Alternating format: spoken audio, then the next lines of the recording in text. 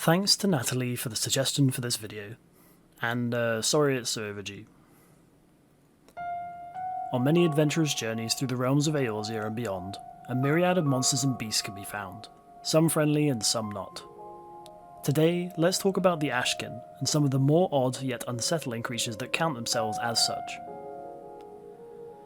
The Ashkin, otherwise known as the undead, are creatures that are categorised as having died at some point within their mortal lives, but between death and returning to the ether within the lifestream, some outside means has reanimated or prevented their soul from doing so.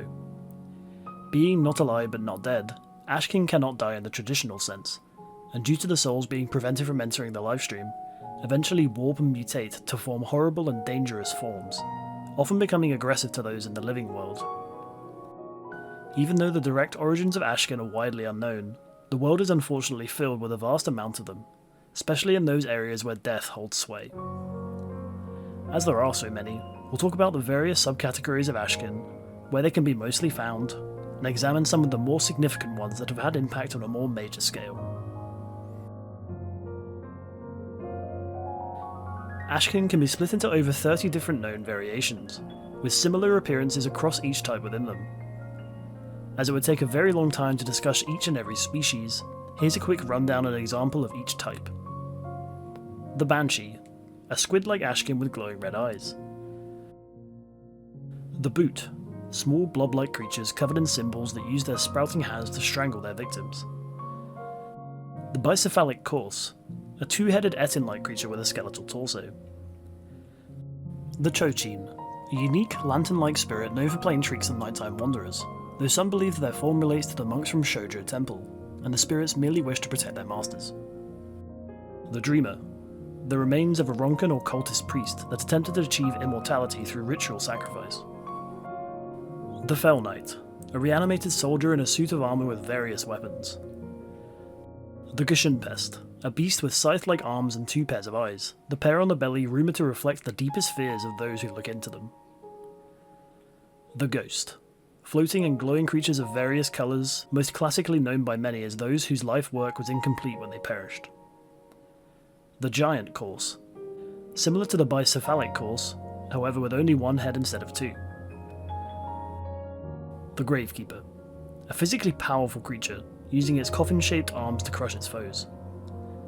The Hatamoto, a similar sense to the Fell Knight, but with the traditional armour of the Hingashi warrior of the same name. The Haunt, a large creature with various appendages, often able to churn the tides with its abilities. The Lorelei, a namesake for the creature in the Siren Song Sea, it possesses a deadly song that can enrapture any unlucky enough to hear it. The Mifune, a horseback rider clad in Far Eastern armour, often rumoured to be an adventurer that never ceased on their journey, even after death. The Mummy, a corpse wrapped in various bindings to mummify it. Some cultures imbued a powerful magic to revive some of these creatures to protect would-be thieves and explorers. The Phantom, these creatures take the form of powerful sorcerers, usually relating to a similar role in their lives, casting dark and evil magics with devastating power. The Kutrub, a corpse of what seems to be a pirate, donning a bandana and wielding a curved blade. The only known sighting of these creatures is within Alzadal's legacy. The Rotting Gubu, a corpse of a gubu infested with a fungus that reanimates and takes control of the body. The body itself then unleashes the fungi spores, infecting yet more of its surroundings. The Seekerbat, a creature stitched together from old sheets and cloth that can drape itself over a victim, causing it to disappear once it rises again. The Slime, a being made from a mix of the humours of a corpse, usually blood, mixed with the ambient earth ether absorbed from the ground. The Spartoi, this beast is rumoured to appear after the loss of many lives at once, often in war or other calamities.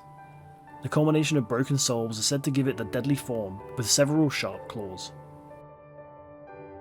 The Spectre, a creature whose soul possessed their own remains that had not been buried, returning as dangerous wielders of magics, glowing with a blue light. The Spectral Curl, a ghostly form of curl, presumably similar to a ghost Ashkin, but retaining its original form as a spirit. The Spectral Monk, a spiritual form of monk, said to have continued their training long after death in pursuit of the perfect art. The Wight, One of the more common Ashkin, these are the skeletons of various Hyur that have been reanimated, either by the souls of the deceased or a more nefarious means. The Wisp. Also known as a will-o'-the-wisp, these floating lights leave tales of unaware adventurers following the glow to the realm of the dead, and seem to be the burning souls of those lost in battle.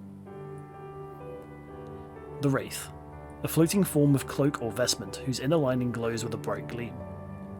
It is said that these beings are formed of those with unfulfilled vengeance in the living world. The Yin Yang. A two-headed monstrosity said to be born of a soul torn with unresolved feelings, representing the opposing sides of the heart most sentient beings experience in this form. The Zangbito. There are mixed opinions on this spirit, some believing it to possess inanimate objects like any other Ashkin, but some scholars believing that these creatures only form from the darkest of necromantic magics. Lastly, we have the Zombie. A simple creature of various forms, be it beast or man, reanimated by various magics to do the caster's bidding. Being undead, they attack relentlessly and without fear, leading to a terrifying situation with the right numbers.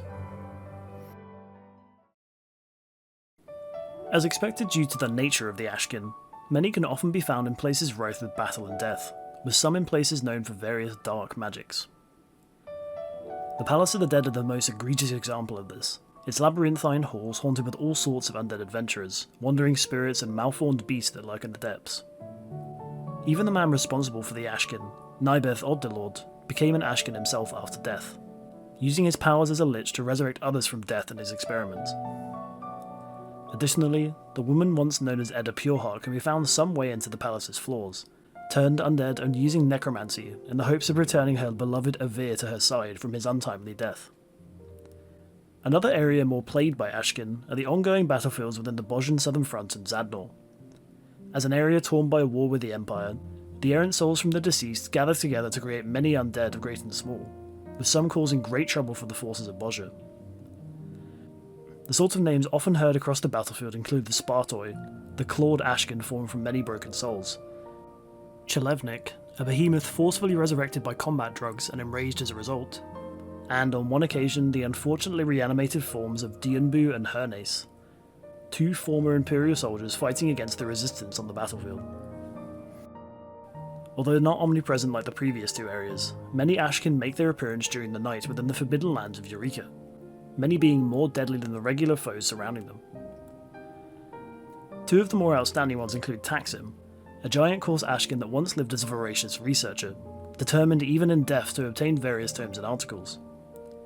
The second is Yin Yang, a two-headed Ashkin of the subcategory of the same name. This creature's two heads awaken at different times of the day, causing its attacks to change in style as adventurers attempt to tackle it. Many of the explorations made by the Warrior of Light also host a varying number of Ashkin within their halls, with some of the more prominent ones being the Tamtara Deepcroft, the Sunken Temple of Khan, the Dusk Vigil, the Siren Song Sea, the Drowned City of Scala, the Temple of the Fist, Heaven on High, the Itioscope, Alzadal's Legacy, the Skydeep Cenete, Eureka Orthos, and the Occult Crescent. Although not always present in these prominent locations, some Ashkin gain enough notoriety through folk tales or eyewitness accounts to be well feared and warned against by all, or otherwise have some defining characteristics that makes them unique.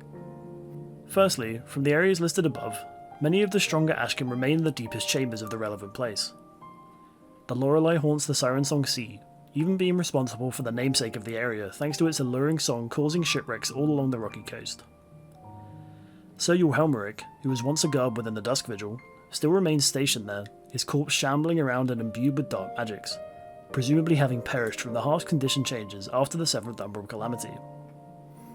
The monks of the Temple of the Fist were once led by the great Ivon Curlfist, the spirit of whom still remains within the temple's great chamber, even more fearsome with his technique and death.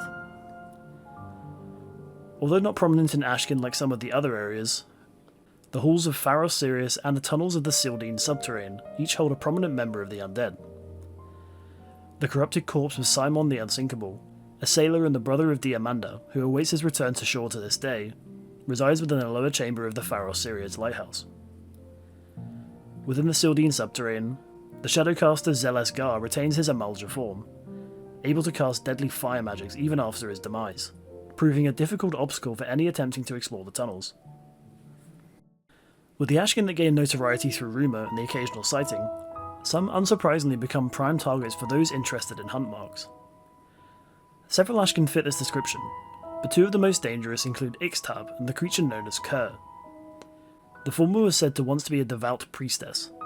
She gave her life to rise again as a dreamer, protecting the Raktika Greatwood forevermore.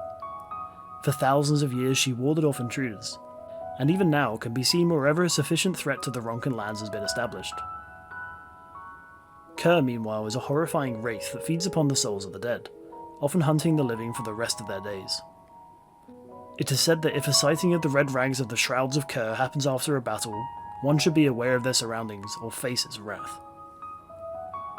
Last but not least, there is a curious case of an Ashkin, a zombie in particular, retaining a lot of sense of self, and even being able to speak the common language. A man named Hab in southern Thanaland seems to enjoy his daily life, but at one point asks adventurers for help in locating his Sabatenda friends that live around the desert. After helping him, he even enjoys the occasional round of triple triad with any who ask, seeming to live a more peaceful life than can be said of any other Ashkin. And that rounds up our look into the many undead that roam across the source.